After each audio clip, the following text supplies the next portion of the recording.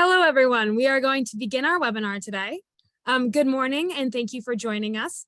We are excited to explore the various ways in which compliance and enforcement can produce more equitable outcomes. Today is the second webinar in INESA's series on environmental justice. We will examine specific enforcement instruments and strategies being employed to address environmental harm suffered by communities. If you have any questions throughout the webinar, please put them in the chat box. You do not need to wait until the end. You can submit them as soon as you think of them. Additionally, this webinar will be recorded and posted on ELI's website within a couple of business days. So please feel free to watch it back if you would like. So today, our following panelists are Tessa Allen, Attorney Advisor at US EPA, Office of Civil Enforcement, Cross-Cutting Policy Staff, Carol S. Holmes, Senior Counsel at the US EPA, Office of Civil Enforcement, Cross-Cutting Policy Staff, Eric Nelson, Attorney at the US EPA, Office of Criminal Enforcement, Forensic and Training, Legal Counsel Division, Cristobal de la Maza Guzman, Professor at Pontifical Catholic University of Chile and Principal Investigator at Universidad San Sebastián. And finally, Deb Hollingworth, the Principal Solicitor of Environmental Justice, Regulatory Standards Enforcement at the Environmental Protection Authority of Australia. So our program today will be moderated by Seema Kakade, who is a professor of law and the director of the Environmental Law Clinic at the University of Maryland. She has published several articles on environmental enforcement. In the clinic, she focuses on environmental justice matters. Before joining the University of Maryland, Professor Kakade spent time as an attorney for the US federal government. At both the US Department of Energy and US EPA, she has also experienced working on enforcement issues in India, having previously served as the co-director of the India program at the Environmental Law Institute. So now I turn it over to Tessa Allen to begin our panel today. Hey everyone, and I'm going to ask, Madison is advancing the slides. Great. Great. So good morning. It's a pleasure to be speaking with all of you today about the role of injunctive relief, restoration orders, and other instruments in addressing environmental justice issues through enforcement. I'm Tessa Allen. I'm an attorney with US EPA's Office of Civil Enforcement. At US EPA, we have both civil and criminal enforcement authorities, and my colleague Carol Holmes and I are going to be talking about some of our civil enforcement authorities and how we integrate EJ considerations into those. And then we'll turn it over to our colleague Eric Nelson, who's going to speak to some of our criminal enforcement authorities. Next slide, please. So I want to focus on three broad categories of injunctive relief today, the first of which is compliance-related injunctive relief. And this is really focused on ensuring prospective compliance, making sure that a violator complies with the law going forward. The next area we're going to talk about is mitigation-related injunctive relief, which is looks at addressing and making up for past harm caused by violations. And finally, we're going to talk about expedited relief, and I'm using that term here today to refer to our administrative order authorities, which are non-judicial enforcement actions that allow US EPA to seek fast relief without first going to court. So these types of actions don't involve a judicial court process unless the person to whom we issue an order fails to comply and we need to go to court to enforce those orders. So I'm going to talk a little bit about each of these and give examples of how we've used these tools to advance EJ. So under the broad category of compliance-related injunctive relief, we have a number of tools that we can use to integrate environmental justice concerns into our enforcement actions. So one of these is seeking phased or targeted relief, which may be something we seek when coming into compliance is something that's going to involve long-term investments in infrastructure, for example. So these types of consent decrees can go on for decades and may involve major upgrades of sewer or drinking water infrastructure. And one way we can tailor these to address environmental justice is to incorporate environmental justice considerations into the schedule for performing the upgrades. So we can require that a defendant consider which of those areas face greatest environmental burdens in scheduling the work so that those areas facing the greatest burdens get upgraded first. Another tool we have is advanced monitoring, which could be continuous or real-time monitoring. And that allows both facilities and EPA to detect and respond to violations or near violations quickly. And these types of tools are particularly important for fence-line communities that need to know what is in the air that they're breathing and be able to respond to that. Another tool that we have are audits or independent third-party verification provisions that we can include in settlements. And so this is where we include we have an independent third party, which the parties agree to verify whether the defendant is living up to its commitments in a consent decree. So requiring that in a settlement can help bridge distrust between a community and the facility, and it can also lessen the oversight burden for EPA to make sure that the defendant is meeting all of its commitments. And finally, we can also include transparency provisions in our settlements. So these are often paired with things like advanced monitoring provisions. And we can require that a defendant that's gathering data about its compliance post that data on a public website or provide some kind of notification to communities and local government entities when a relevant standard is exceeded. Transparency provisions can also include requirements for a facility to seek public input on its implementation of a CD. And as I mentioned, these types of provisions can all be used together to advance EJ in our settlements. So as an example, in a consent decree with a municipal wastewater system, we required the city to post and provide email notification to interested individuals of compliance data and deliverables, to take public comment on the deliverables under the CD, and to consider areas with potential EJ concerns when developing its prioritization of work. Next slide. Oops. There we go. So another tool we have is mitigation, which, as I mentioned before, is focused on remedying, reducing, or offsetting past harm caused by violations as opposed to prospective compliance. So a few examples of these. One way we can implement mitigation is by offsetting emissions. So where a company violated the law by selling vehicle engines that didn't meet emission standards, settlement required the company to take older heavy-duty trucks and buses off the road permanently to make up for excess emissions caused by engines that were sold in violation of standards. These kinds of provisions directly benefit communities harmed by air pollution, for example, those that live near highways where they're more likely to be breathing the emissions from older engines. Another example where we've used mitigation to remedy the harm caused by the violations, we had a settlement where a company's illegal discharges had overloaded a publicly owned treatment system that discharged to a river, harming that ecosystem downstream. And so the settlement agreement required the company to restock fish in the river, which benefited tribal members and other communities downstream that use the river for fishing and recreation. Next slide, please. And finally, I'm going to talk a little bit about our about expedited relief for our administrative order authorities. So we have a number of administrative authorities under our different statutes that allow us to order remedial action when we find that a situation may present an imminent and substantial endangerment to human health or the environment. The type of relief that we can seek through these authorities may not be as extensive as what a court could order or what we would seek in a final settlement, but it can be a really important bridge to longer term relief, particularly because we can go through a sort of an expedited process to get the ball moving. As an example, under the Clean Air Act, we issued an order to a refinery that had repeated instances of emissions that harmed the surrounding communities.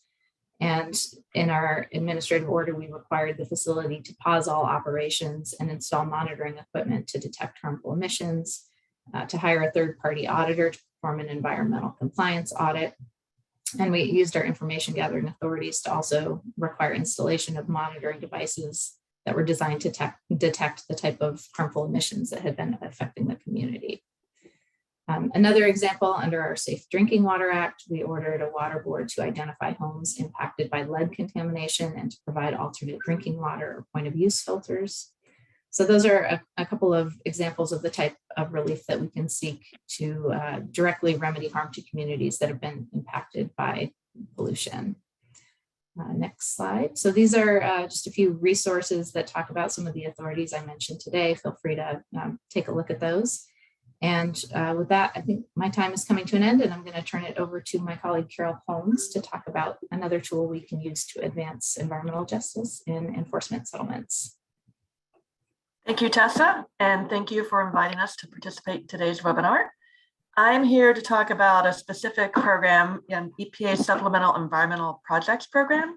As Tessa just demonstrated, there's a lot of communities benefit greatly from the resolution of the enforcement case, the return to compliance, and mitigation that may be in the settlement, and our use of our emergency powers when necessary. But SEPs are something that's a little bit more.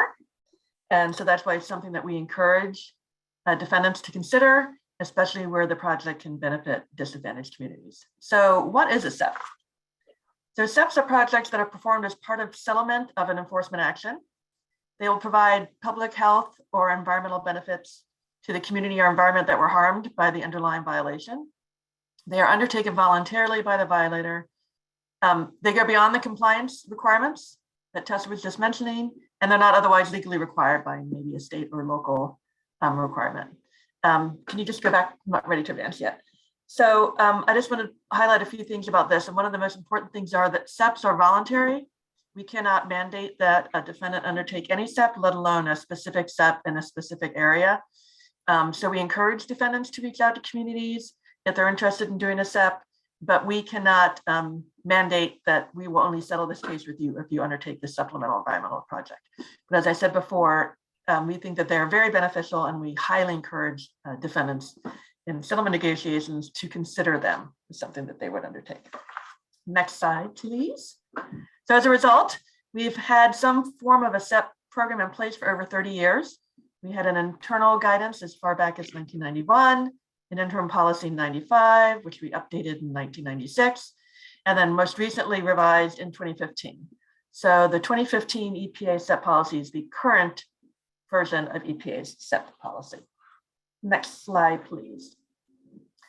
There are some legal requirements that apply to EPA's activities and to settlements, and therefore there are guardrails within the SEP policy to make sure that we meet all these legal requirements. So for instance, a supplemental environmental project or SEP must have a nexus to the underlying violation that is being resolved as part of the settlement. And what that means is that the project has to reduce the likelihood that there'll be a similar violation in the future, or it has to reduce the adverse impacts to human health or the environment caused by the violation, or it has to reduce the overall risk to the public health or the environment that was presented by the underlying violation. And therefore, it also must be consistent with the underlying statute and advance one of its objectives. If you meet one of those other three bullets, reducing the risk or the harm, you're going to be able to be consistent with the underlying statute. There also has to be geographic nexus. The project has to take place near where the violation occurred or where the harm from the violation was felt. We also have a restriction on augmenting federal appropriation. So as a result of these and other guardrails in the policy, EPA cannot manage or control the funds for a SEP. We also can't, like I said before, we cannot mandate that a particular SEP be undertaken, that a particular company be used to implement a SEP or entity be used to implement a SEP, or that a particular community or entity benefit from a SEP. But we can include objective criteria in a settlement to make sure that whoever implements the SEP has the qualifications necessary to make sure it's a successful project, and also that the project goes to the areas that need it most, maybe by having parameters about the location of where the activity can occur to make sure it goes, like I said, to communities that'll benefit the most from it, but we can't identify like a specific zip code or block that should benefit from a SEP. Next slide, please. So what are some of the categories of SEPs? And I'll talk a little bit more on the next slide about some of them too. We have public health SEPs, so that may be a mobile asthma clinic, providing lead blood level analyzers to a local clinic if there's a concern about lead blood levels. Pollution prevention, so that would be projects, for instance, maybe a defendant would change the solvent they use in their process that has lower volatile organic compounds, so there'd be less pollution emitted from the process itself, or a pollution reduction project using the same hypothetical. Instead of changing the solvent, they put on some kind of control device to capture or incinerate the volatile organic compounds before they're released to the atmosphere. There's also environmental restoration protection projects. Those are pretty self-explanatory. If there was damage to like a local stream or creek or a wetland, work to restore that to that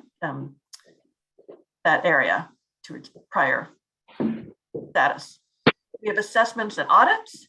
Those are a little bit less prevalent than they used to be because as a general rule, kind of doing assessments and audits of your compliance status is kind of becoming more the industry practice. So it's not something extra. Remember, supplemental environmental projects have to be, go beyond what is typically done. But for small businesses and governments, that's something that still may be available. We have general environmental compliance promotion. I'm sorry, not general, specific. We don't do general educational projects as such, but we can have a defendant maybe further educate their peers about a requirement in order to help ensure that those kinds of violations do not occur elsewhere in the industry. And then we have emergency planning and preparedness projects, which usually involve providing equipment to the local emergency response entity, for instance, the fire station near the facility, so that if there is an incident at the facility in the future, the fire station will be better equipped to respond and minimize the risk caused by the incident. There are a few types of projects we cannot do. They're listed in our policy. To just highlight a couple, we don't do just cash or donations or payments. There has to be an actual project that the defendant's responsible for ensuring is implemented properly. We don't do general education projects. And because there has to be this nexus to the underlying program, we don't do any kind of project that does not have a benefit to public health or the environment. Next slide, please. So some examples, and I will try not to repeat myself. Lead-based abatement. So there may be projects going into areas that have lead-based paint problems and removing the lead or abating it. As I mentioned before, health clinics or maybe providing a new program at an existing health clinic.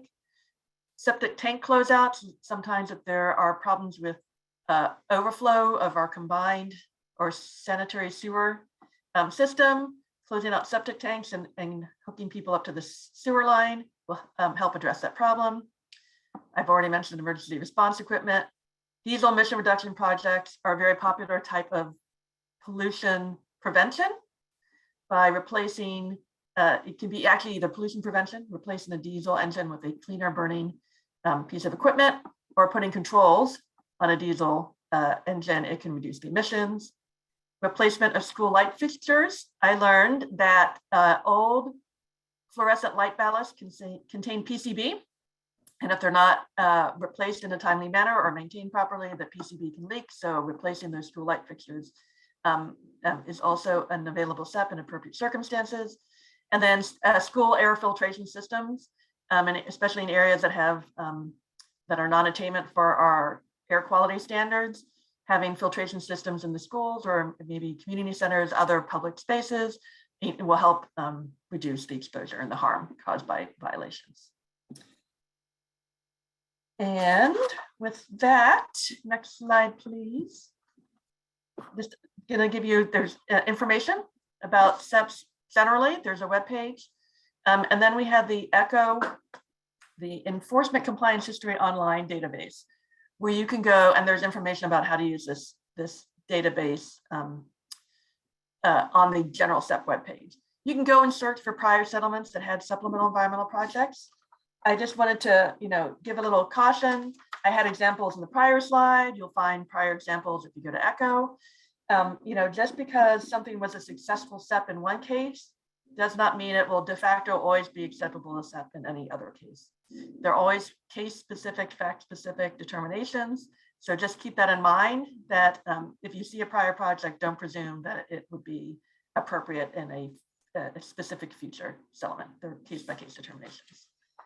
And with that, I will turn it over to Eric. Thank you again for having us.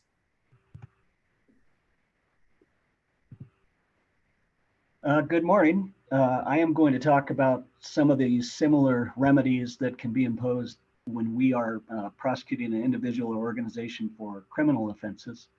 As you can imagine, criminal enforcement is designed to target the most egregious violators, and our primary remedies in criminal prosecutions are restitution for individuals directly harmed by the criminal offense, criminal fines, and finally, incarceration. However, we can impose other remedies, and if we could move to the next slide, please. We can impose some creative parts of a criminal sentence as conditions of probation. In particularly, we can impose a community service obligation on the defendant. And there are some other remedies that I'll talk about that can also be imposed as a condition of probation that allow us to do some of these types of projects to address generalized harm caused by criminal environmental offenses that are very similar to the SEP program you see on the civil side. Next slide, please. First, I'm going to talk about restitution.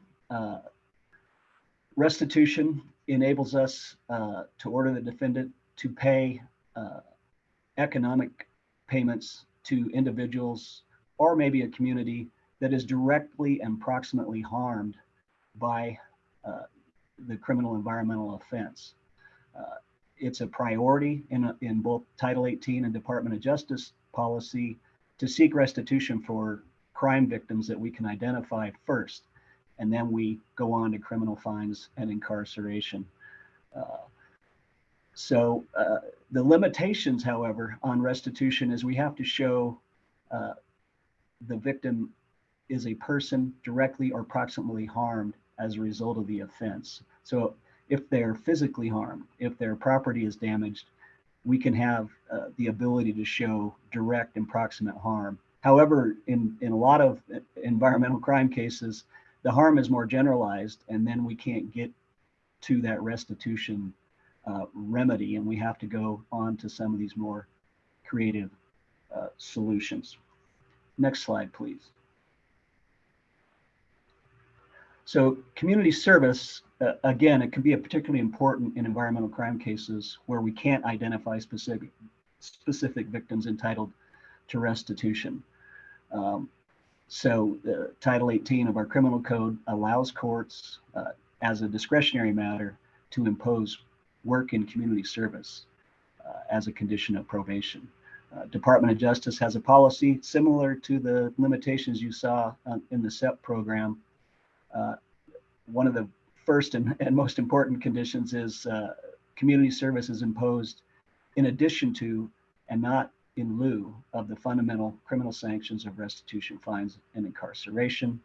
Just like the SEP policy, the nature and scope has to be clearly defined. We have to show a nexus to the underlying crime, and that is geographic and the environmental medium involved. So if you have an air case, the community service has to be addressed to air issues in that geographic location where the crime occurred. We can't pick the recipient of the community service funds. It has to be negotiated before we have a final finding of guilt. So it doesn't appear that we're imposing this in lieu of the regular criminal sanctions. And then finally, just like the SEP policy, we can't use community service to pay for or augment government appropriations or to allow us to do something that the government's already statutorily obligated to do. Next slide, please. So here are some community service examples. Training state and local emergency first responders, environmental conservation in coastal areas, diesel school bus retrofit, water quality restoration, fish and wildlife restoration. And we had a case where we imposed community service to buy back polluting wood stoves in the area. One of the things about community service, if the organization can't doesn't have the funding or expertise to perform the community service itself, it does allow us to allow the defendant to pay a third party to perform the community service tasks. Next slide, please. So here are some other available sentencing remedies as conditions of probation. We can impose on the defendant the obligation to pay for environmental audits, compliance programs, employee training. We can require them to hire a third-party auditor to ensure that they're implementing the imposed remedies. Pollution prevention projects that stop the pollution from happening in the first place. Trust funds are an important tool for us where the expected harm, a remediation say, or medical monitoring for people exposed as a result of the criminal offense. Generally, our conditions of probation are only enforceable during the term of probation, which is typically up to 5 years.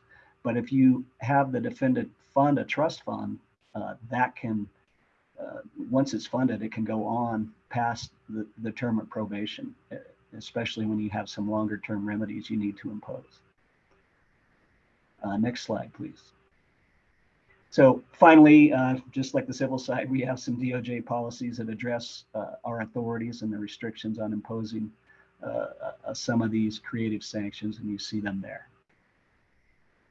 That's my presentation on criminal enforcement sanctions.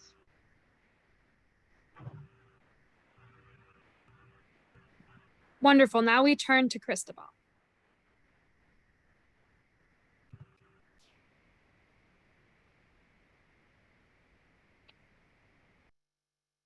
Good morning, everyone. So thank you for the invitation. To illustrate how this type of instruments apply in Chile, I would like to show you a tale of two cities. The next slide, please. So I'm going to talk about what type of injunctive relief is taking place in two localities. One is Tierra Amarilla in the north of Chile, is the mining region, and another one in Puchuncaví in the central area with a coastline similar to what you can have in the US in California. The next slide, please.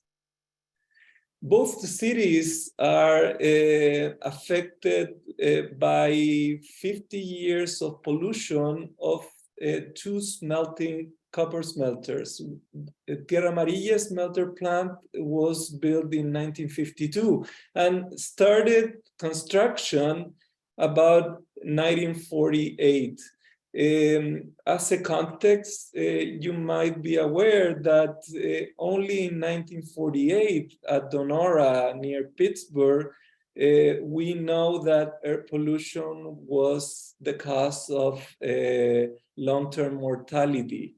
And only in 1952, it was observed in London that thousands of people died by exposure to sulfur dioxide. So at this time, it wasn't broadly known that this type of facilities will cause such harm. The next slide, please. 10 years after, a twin smelter was built in Puchuncaví, which caused acid rain problems and mainly air quality impacts. Next slide, please. And this type of facilities have caused many social conflicts for over half a century. So in both communities, we have found, it's just bouncing around. Sorry.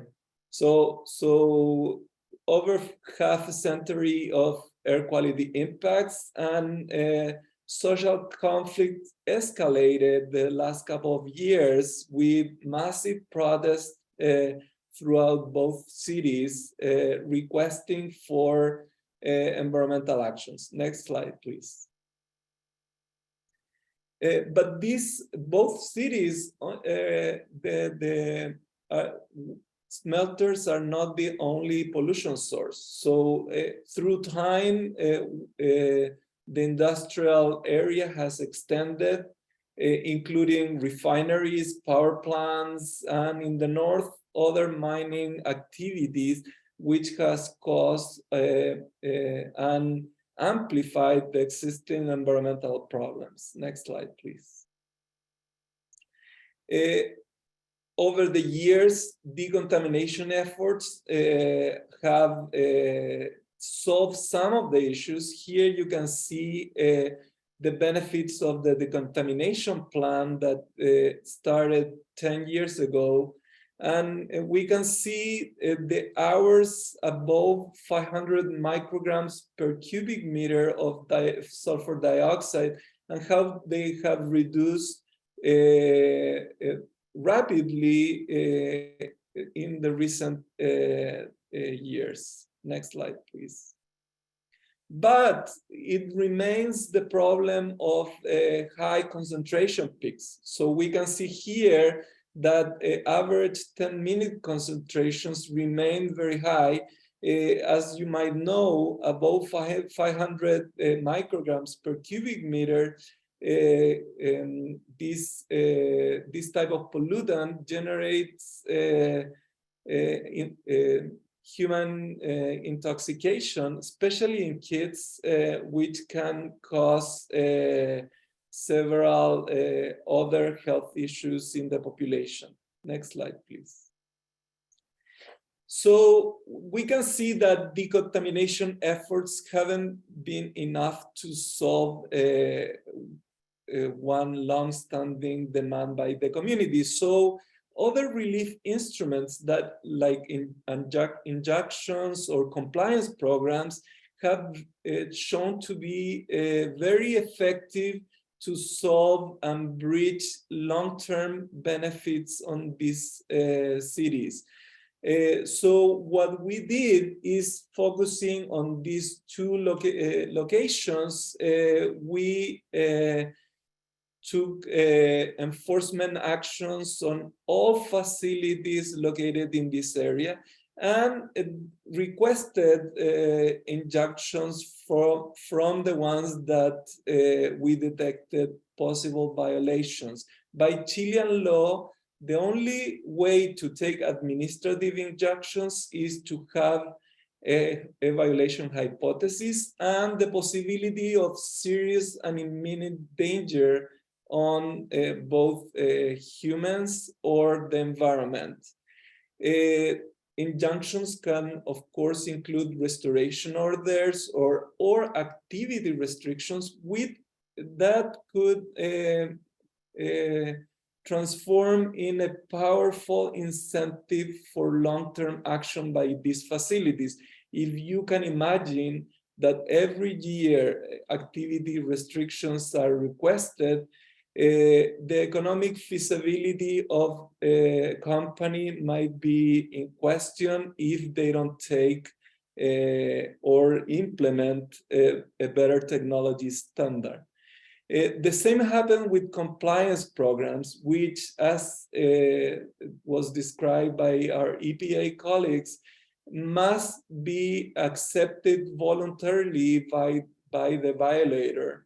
It can also include restoration actions, and it can include supplemental environmental projects that become mandatory if are accepted by the violator.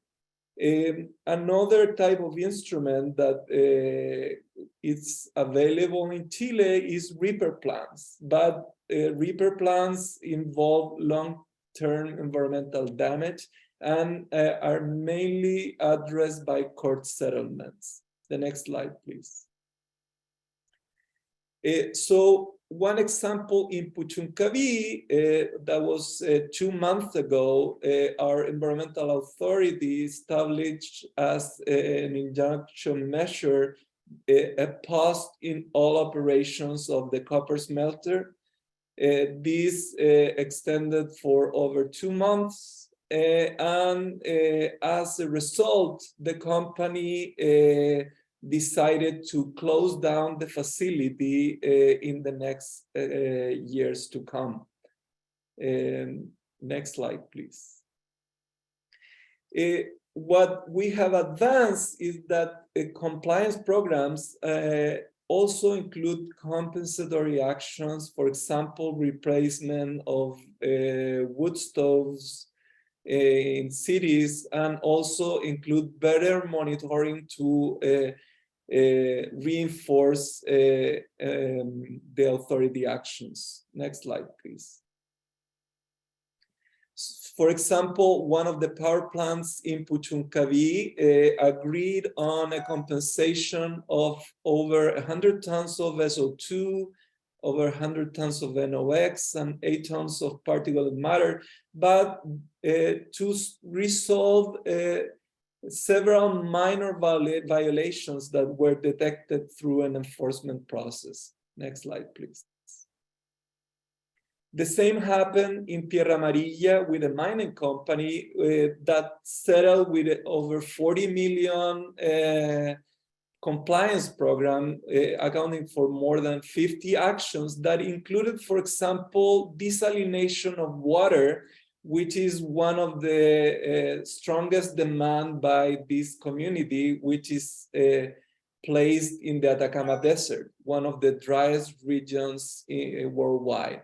Also included real-time monitoring of several parameters for their mining tailing, which also increase, of course, the capacities of the environmental authority. Next slide, please. But one thing that I would like to share is that injunctions and compliance programs cannot be seen as the final solution. For example, as it was shared in a previous presentation, this can be understood as a bridge for further decontamination. Air quality is not the only issue. For example, in Puchuncaví, we have a serious water quality problem, and these need to be addressed by long-term decontamination and other type of measures of like a full-scale regulation. Next slide, please. The same happened with soil pollution, which needs deep decontamination actions to be resolved. The next slide, please. And of course, you have to take in account that these type of measures can generate even more conflict. For example, the injunctions that were requested to the copper smelter plant initiate protests by the workers of the plant as they saw at risk their workplace and income abilities. So it is important to regard that a proportional action must be taken by the administrative authority if this type of measures are to be prioritized. Next slide, please. So that was my presentation. So thank you very much for your time.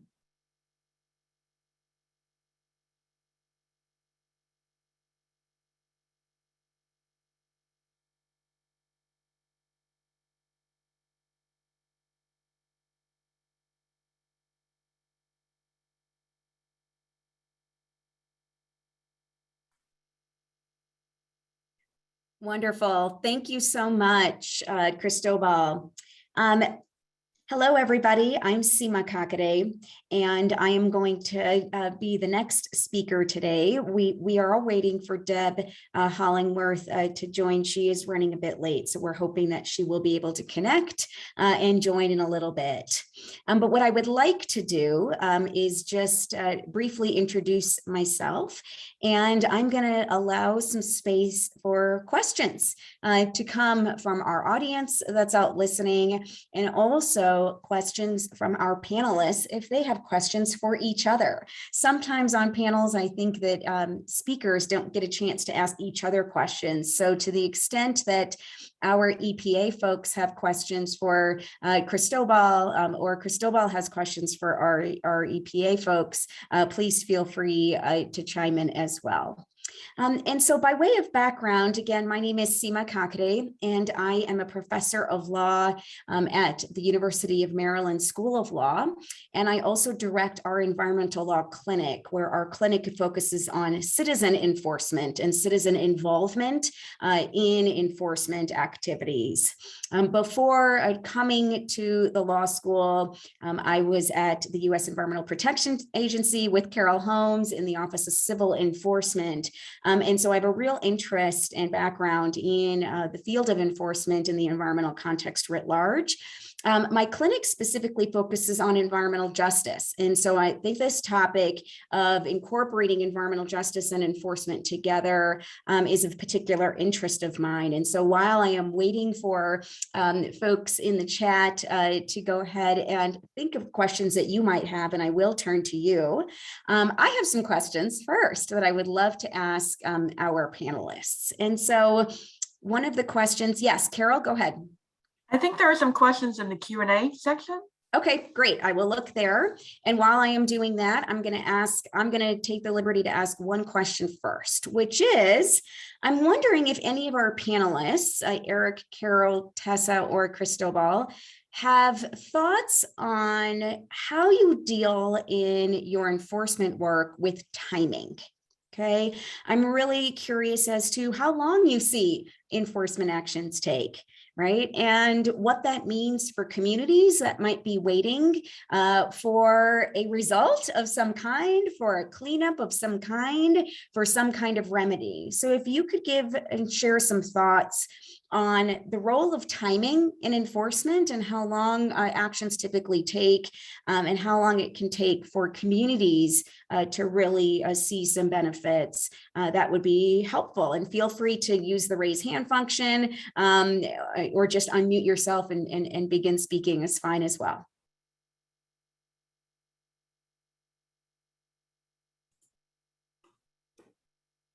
I guess I can jump in.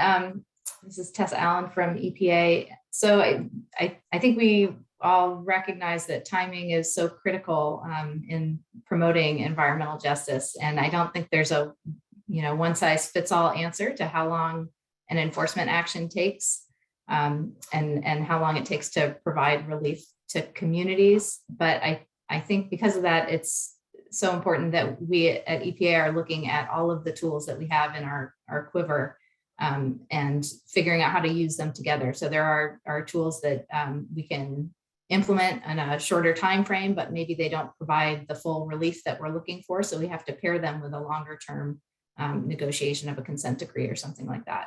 I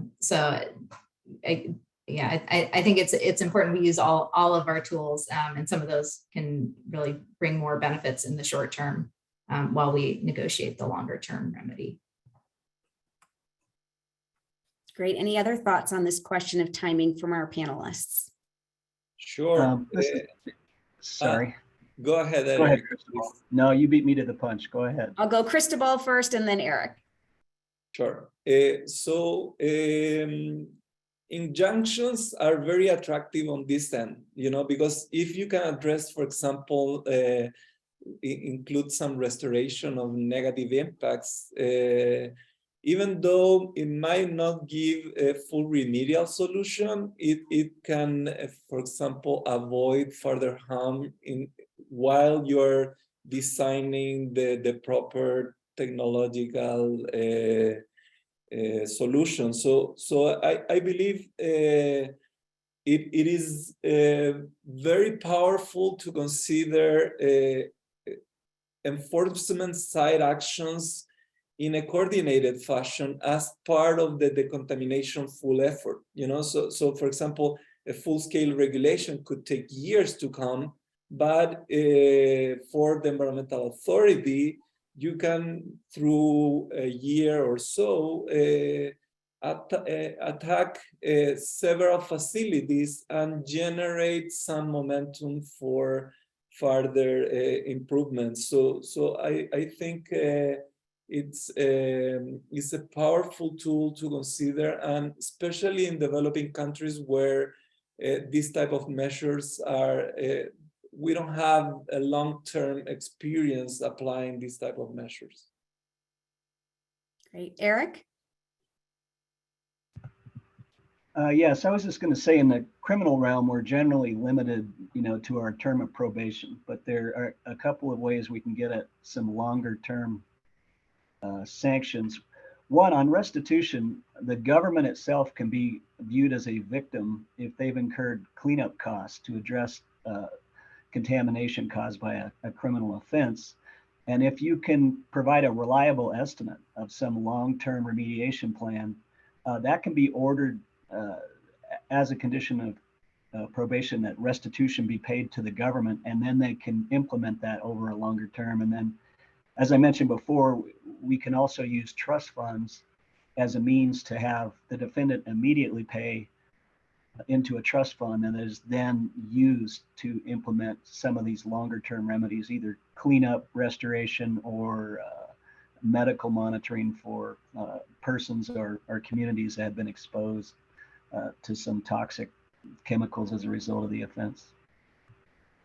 Wonderful. Thank you. And I do see that our speaker, Deb Hollingworth, has joined us. And so I'm going to pause on the Q&A and allow her to give her presentation. And then we will return. And just a reminder to our audience members to continue to put questions into the Q&A box. That would be terrific. And we will turn to those Q&As after we hear from Deb. Good morning, everybody, and apologies. I have actually been here all the time, but I think I have joined as a, not as a panelist, so you didn't realize that I was here. So it actually took me by surprise too when you said I wasn't. I realize we're slightly out of sequence now, so I might be creative with my slides so that we can get back to the Q&A. I am joining you all from Victoria, Australia, and I'm really pleased to have the opportunity to be part of this panel discussion. I am going to perhaps take a slightly different perspective here and explore with you all the role that restorative justice can play, or restorative justice approaches in environment protection and regulation can play in helping to achieve environmental justice outcomes. If we could move to the next slide, please. So I start with this statement: because environmental crime hurts, justice should heal. That is a statement by Professor John Braithwaite that perhaps many of you do know.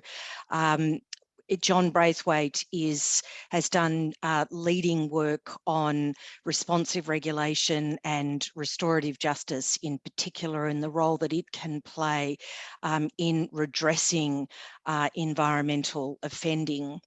I start with that reference because John Braithwaite, who works at the Australian National University, we have been very fortunate at the EPA in Victoria to collaborate with the ANU on a restorative justice project to explore together the bringing together an academic perspective and our regulatory practice to examine the benefits of restorative justice, not only in the context of environment enforcement, but right across the regulatory spectrum.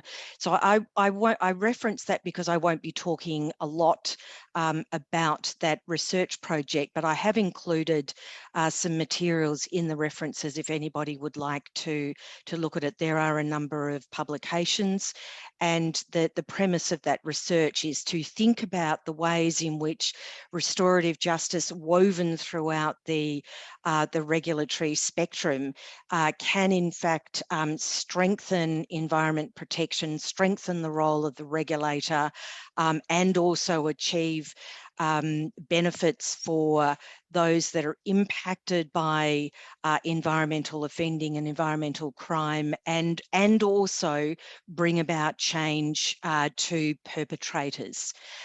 The other acknowledgement and context that I want to give is that in addition to the role of environmental justice advocate at the EPA, I am also the manager of Aboriginal strategy and partnerships. And I think it's really important to acknowledge here, and a lot of my case studies will draw in two ways on First Nations knowledge.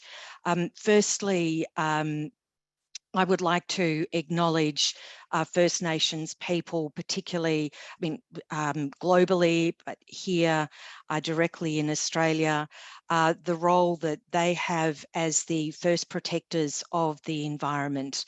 I'd like to acknowledge specifically First Nations as the traditional custodians of the land and the water in which we work here in Victoria. And to all really that we have to learn from traditional owner cultural values. As I mentioned, some of the work that we have been doing in restorative justice not only draws on First Nations approaches to environment protection, but it also demonstrates a way of redressing to them much of the dispossession that has occurred through colonisation. So if we can move to the next slide, please.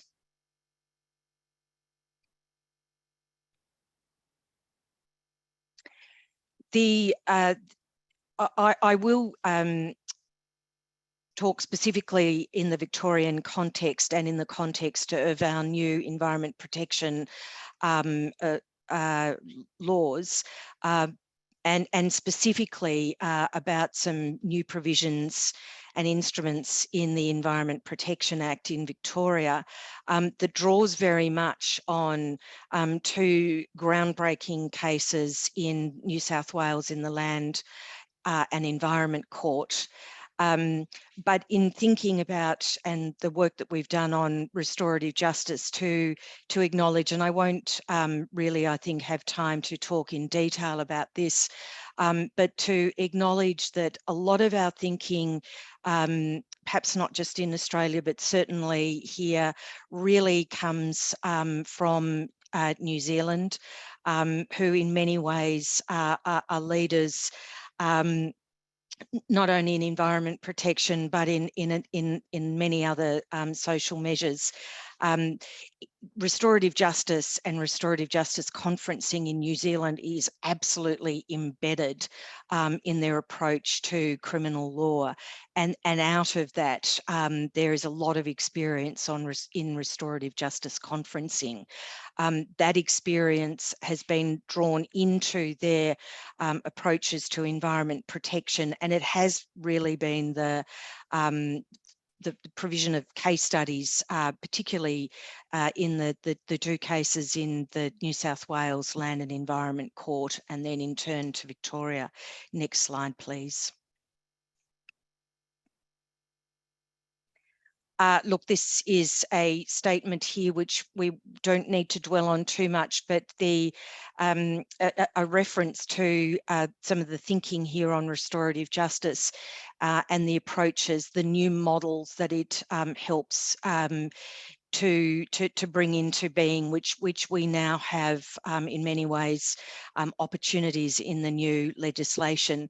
The important thing, as I mentioned earlier about restorative justice approaches, is that we can see that it actually has the capacity to break the cycle, to get to the root cause of often of harms or wrongs in a way that traditional sanctioning can't. And that's not to say that there isn't a role for traditional sanctioning, and listening with interest to the earlier presentations, injunctive relief, punitive penalties, they're all absolutely part of the regulatory armoury, and indeed part of our toolkit as well. So our approach is that this is not binary. We can have restorative outcomes as well as punitive ones. Next slide.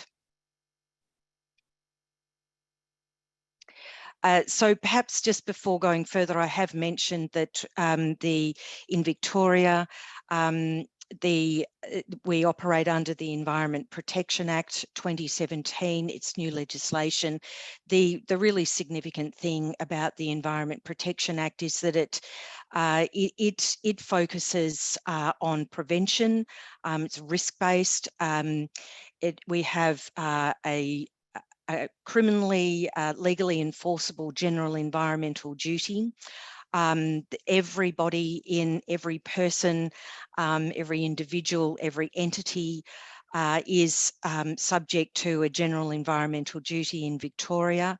It's not an absolute general environmental duty. It's qualified in that the obligation is to take the reasonably practicable measures to minimise the risk of harm to human health and the environment from pollution and waste.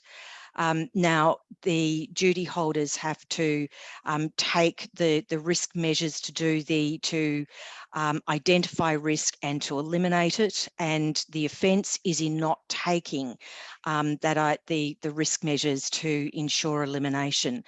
That's a really different way of approaching environment protection. And with this new environmental approach comes new powers, including enforcement measures and these restorative approaches. And that queue there that you see is the regulatory model that we operate within. Next slide, please. So the strengthened restorative opportunities in Victoria are, and perhaps they're familiar across jurisdictions.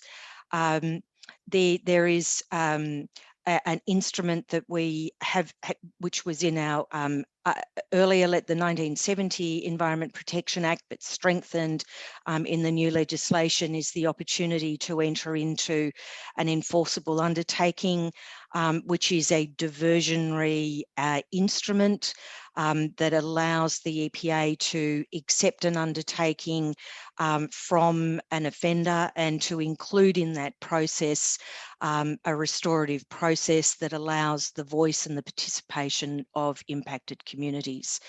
Our new legislation supporting restorative justice processes includes the opportunity to hear directly to hear an impact statement, and that's different to a victim impact statement.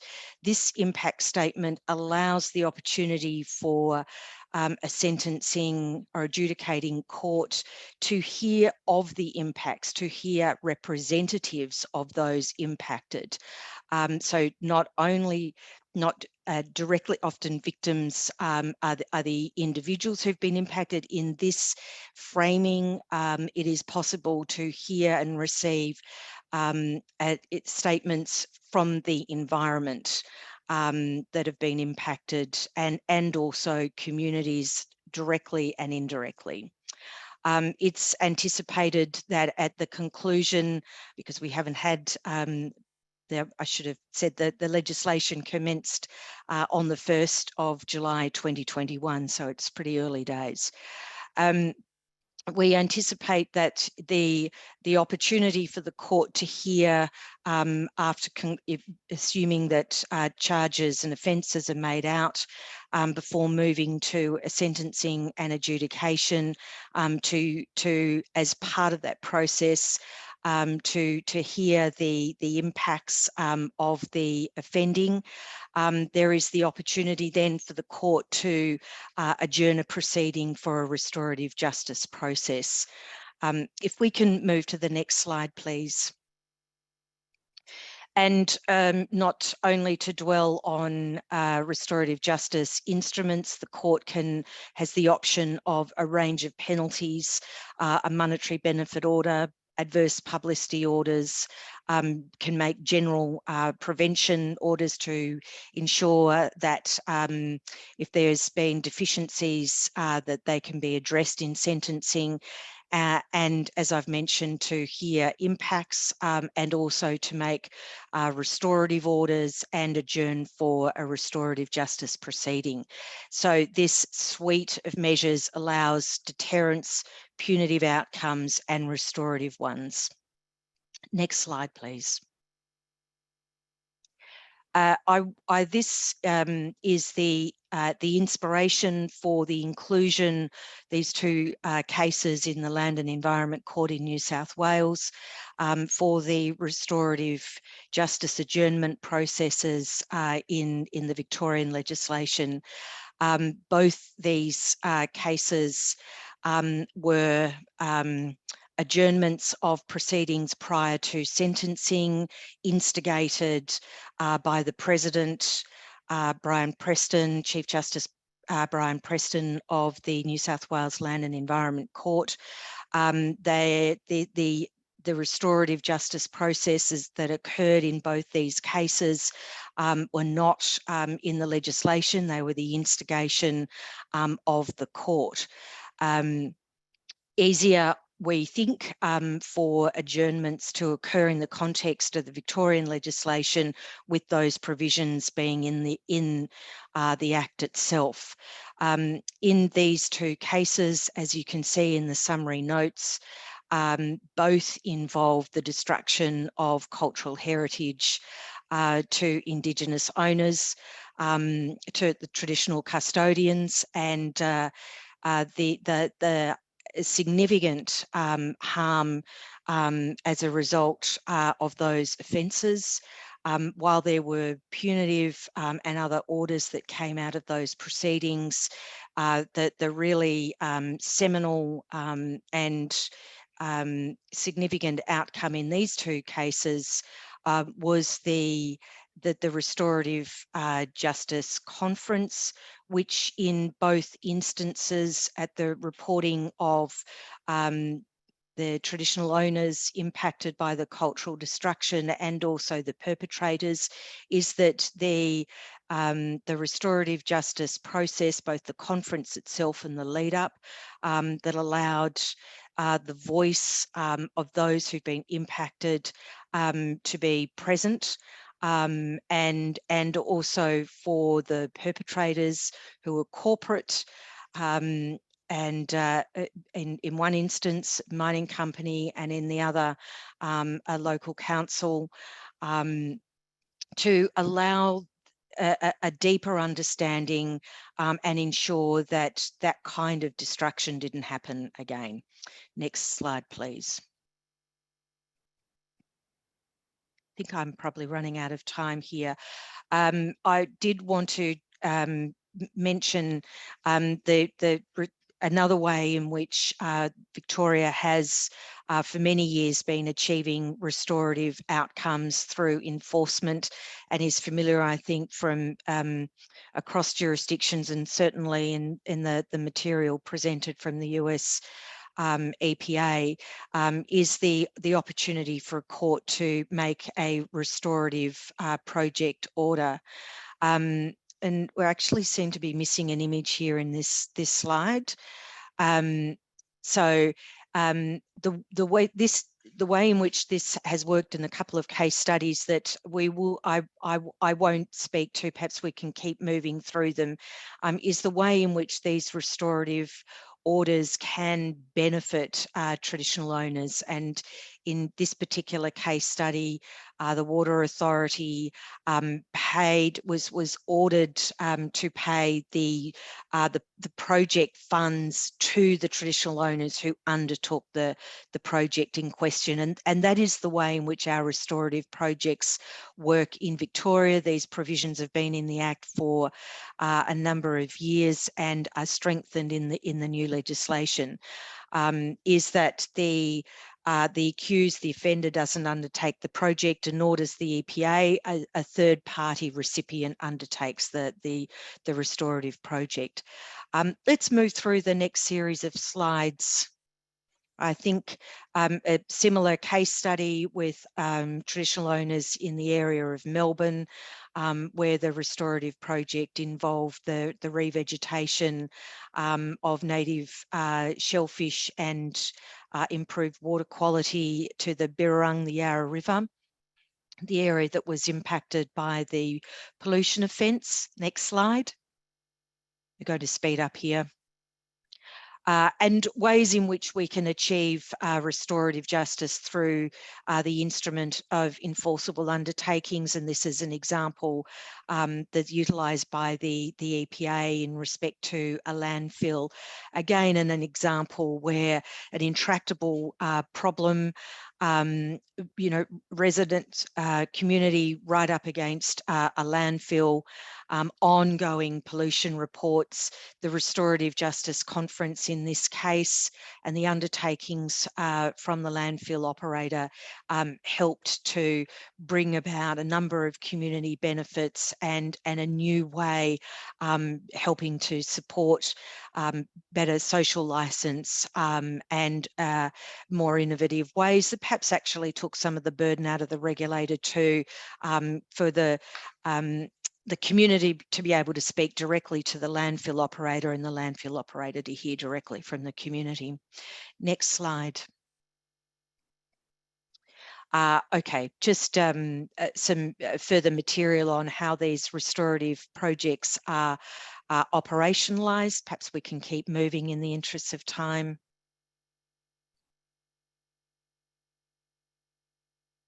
And here is a New Zealand example, which I have referenced in the materials, a really interesting, creative way of achieving some of the restorative outcomes, commencing proceedings, adjourning them for a conference, and then bringing parties together with the outcomes of the restorative conference being incorporated into sentencing. It's a great model for us, and I would anticipate is perhaps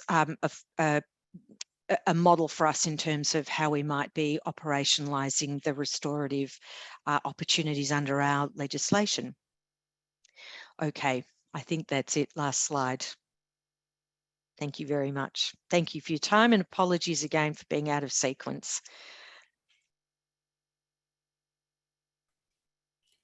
No worries at all, Deb. I'm sorry that you were in the other room. That's just a glitch in the system. So thank you for joining us. And Deb, since you just finished talking, I'm going to present to you a question that we got from the audience that I think would be great to have you answer first. And if the other speakers want to chime in on their thoughts on this question too, feel free to jump in.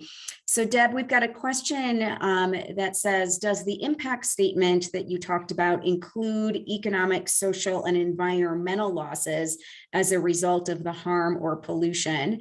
And if so, how is that generated? Yeah. Yes, it certainly does. The drafting of the legislation allows the court to hear also not only of economic losses, but also of the risk.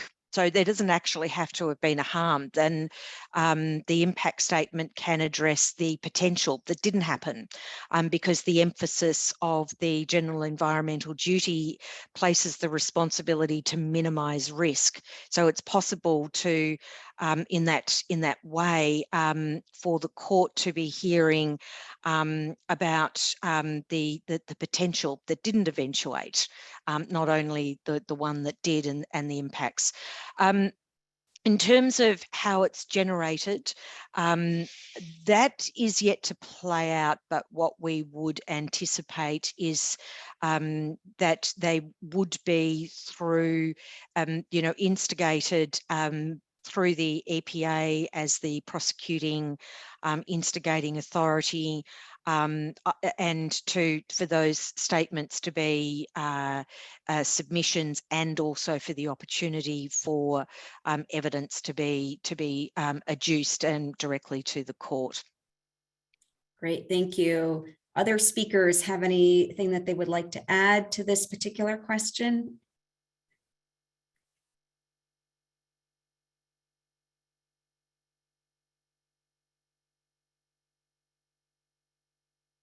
Okay, I'm going to turn to another question then, and this is first going to be directed at our EPA colleagues, but Deb and Cristobal should feel free to chime in.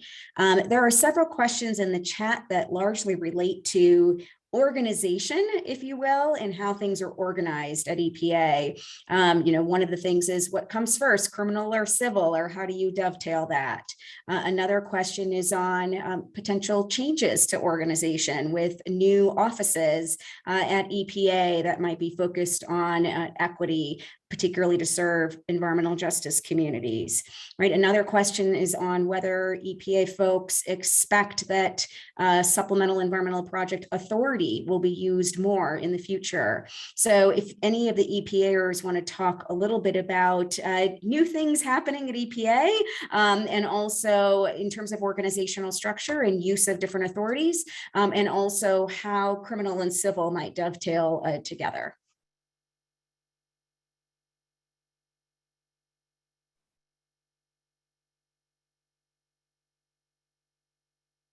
I can try to Well, kick maybe it I'll off. go first. Since the criminal program is kind of targeted towards the most egregious violators, each EPA region does have a collaboration between the civil and criminal enforcement offices. We have criminal investigation divisions with special agents in each region. And typically the special agent in charge is communicating regularly with the enforcement heads to see if there are particularly egregious violations that might be better addressed towards criminal sanctions, incarceration, and criminal fines. We do have investigative discretion policies that target, factors like the degree of intentionality, because we have to prove that a violation was knowingly violated. It wasn't just a mistake. And then, of course, we go after cases with the biggest environmental harm, including environmental justice. So when we open a criminal investigation, the agents actually pay attention to environmental justice concerns and identifying victims directly impacted at the outset of investigation before charges are even being contemplated. And so that's kind of how the criminal program communicates with the civil side, and how we begin to exercise our discretion to target something for criminal enforcement. Tessa?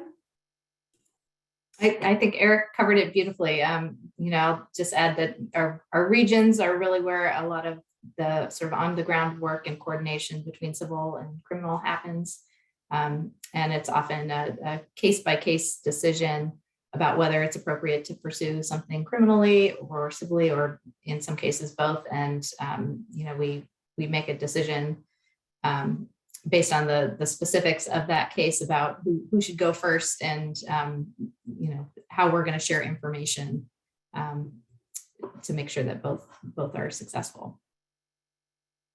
Great. And any thoughts on what people might be able to expect or anticipate coming out of EPA's potentially new offices on equity, or potential, pushing of use of authorities in various statutes on supplemental environmental projects? I'll start with the new office and then turn it over to Carol to talk about SEPs. So I'm not from the new office that's being set up, so I'll let them speak to the broader picture at some other time. But responsibility for enforcement is going to remain within the Office of Enforcement and Compliance Assurance. But we're really excited to work with the new office to help really deliver on the agency's commitments to environmental justice. So I know one area where we're really going to be collaborating with the new office is on engaging with communities. And I think that new office is really poised to provide leadership and assistance to the national programs and to the regions to help us better engage with communities about our work. So that's an area we're looking forward to collaborating on. Carol? Thank you, Tessa. And So we definitely are encouraging defendants to think about SEPs. If we are in settlement negotiations with them, as I mentioned earlier, we can't require anybody to undertake a SEP. So our authority there is limited, but we try to remind people early and often about it, and also encourage them to reach out to communities if they are interested in doing a SEP to see what types of projects the community thinks would benefit them the most. But like I said, we're definitely encouraging it. Even before, last year, in April of last year, the then acting assistant administrator for the enforcement office wrote 2 memos about environmental justice, and in them he said, one of the many things that we encourage people to use, tools we encourage people to use, are SEPs when appropriate. Great. Cristobal or Deb, do you have any thoughts that you'd like to share on how you organize offices? Do you have separate, just, the way we're talking about with EPA, new office that's focused on equity? How do you organize criminal and civil and decide which goes first, or if they're at the same time? Just sort of organizational structure a little bit, and different legal authorities that might help support those structures. Deb?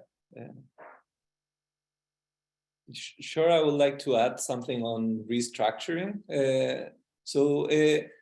As former director of the Environmental Enforcement and Compliance Agency in Chile, I believe restructuring internal organization is the key of an effective action. So for example, when we included offices that were focused on environmental justice issues, the whole organization started to enlight those type of actions in all their activities. So I believe that if you empowered a team within the organization to put in place such an effort, it will transcend for the whole organization, and I think it will be a key asset on what you will do the next couple of years. And also when EPA does those improvements, the rest of the world moves ahead. For example, when EPA installed a special office on lean development and improving internal capabilities, we in Chile followed up and did it as well. So I think these type of measures, although could be seen as not the main actions the authorities should be taking, are fundamental for environmental protection within a country. Wonderful. Deb, do you want to add anything to this idea of different offices working together and different offices with different priorities? Look, it's really a very pertinent and interesting question.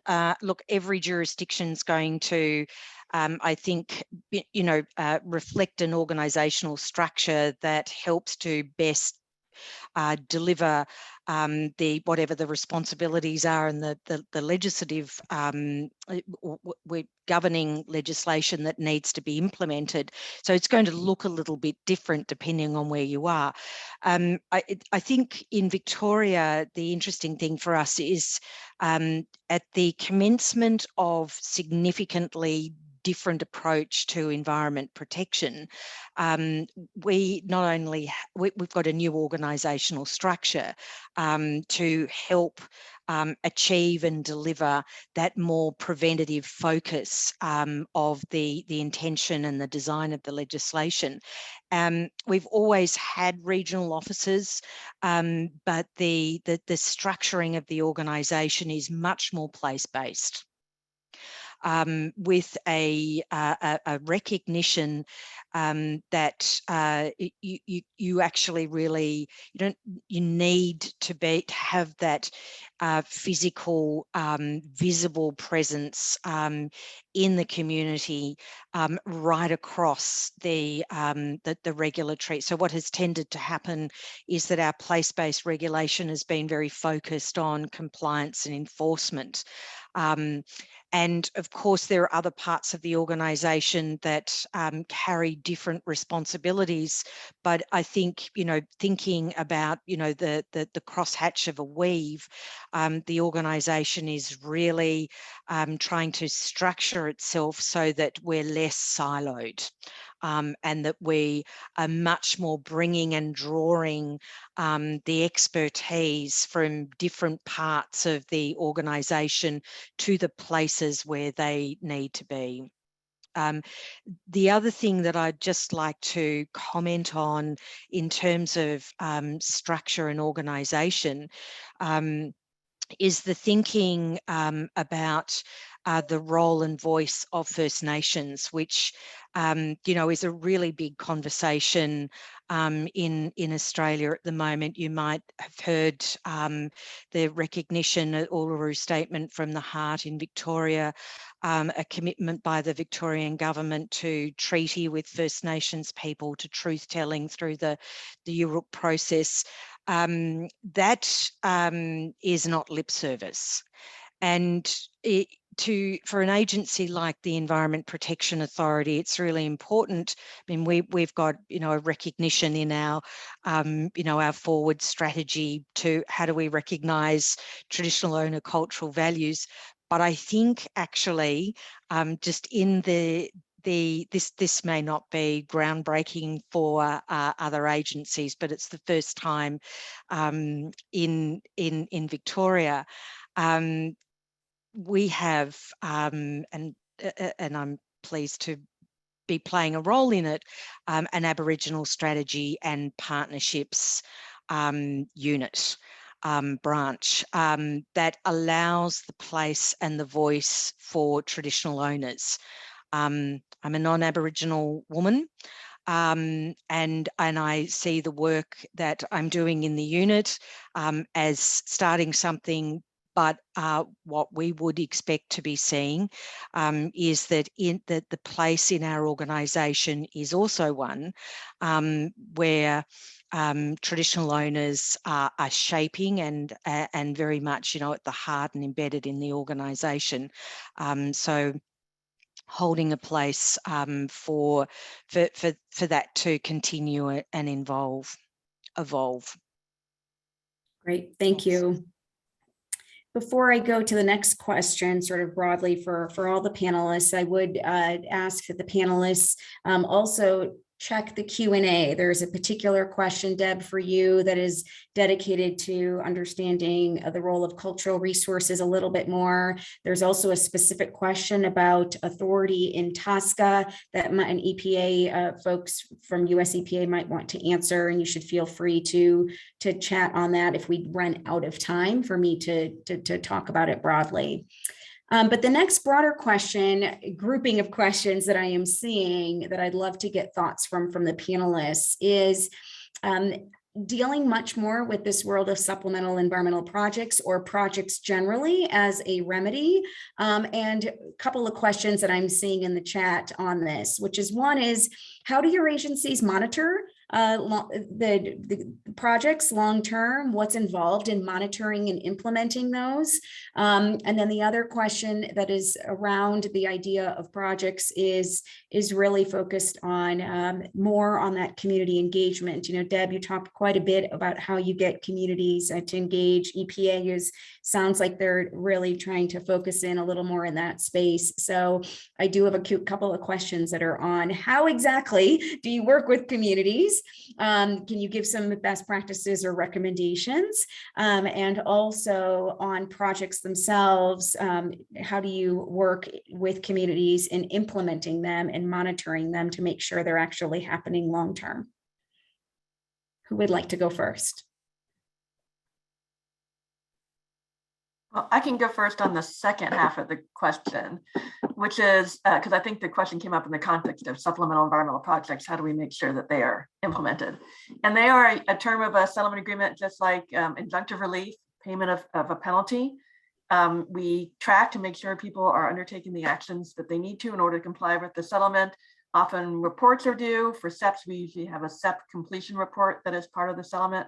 So when the defendant completes the SEP, they send us a report and explain what they did and how it meets the requirements of the settlement, and so that we can see if we agree and close out that aspect of the settlement at the time. So like I said, it's just another aspect of a settlement that we track to make sure that it is complied with, and we'll respond accordingly if it's not.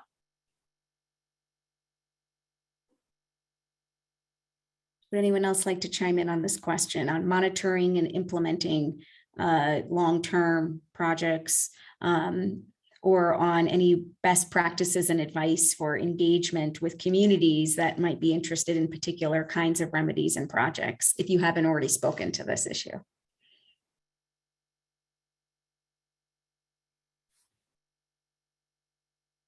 Okay, the other question, two questions that I'm going to pair together and offer up to the panelists, whoever might like to answer. One is on the question is really going to causation. What do you do in enforcement cases when the particular question is from Sierra Leone?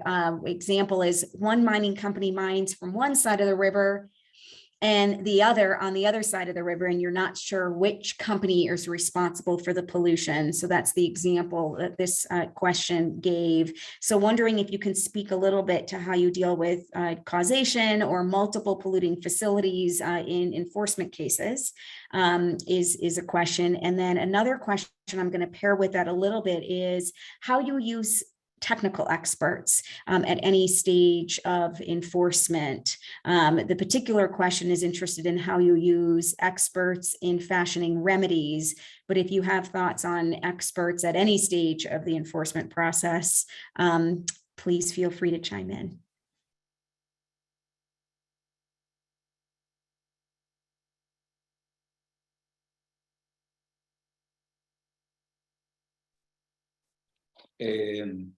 I could start if it's okay with you guys. And that relates to the previous question about monitoring the project. I think getting involved the community since the beginning of the design of the measures will give more legitimacy to all actions that are taking afterwards. And how we do that is incorporating the communities as a formal part of the procedure. So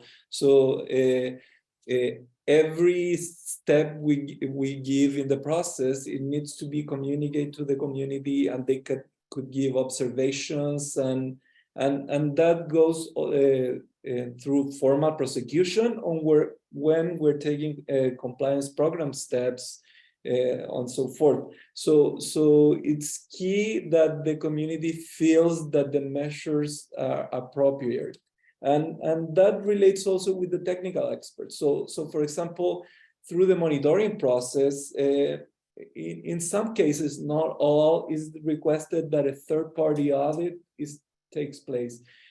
So if you extend that to the design of the measures, it's important that the appropriate experts are the ones that suggest what's the technological solution to go back to compliance or to restore the negative impacts of the violation. If you do that, I believe the community will feel safer with the actions, especially when those are going to be beneficial only in the long term. You know, so when you won't see the benefits, at least for a few years or maybe decades, it's important that trust is built throughout the whole process.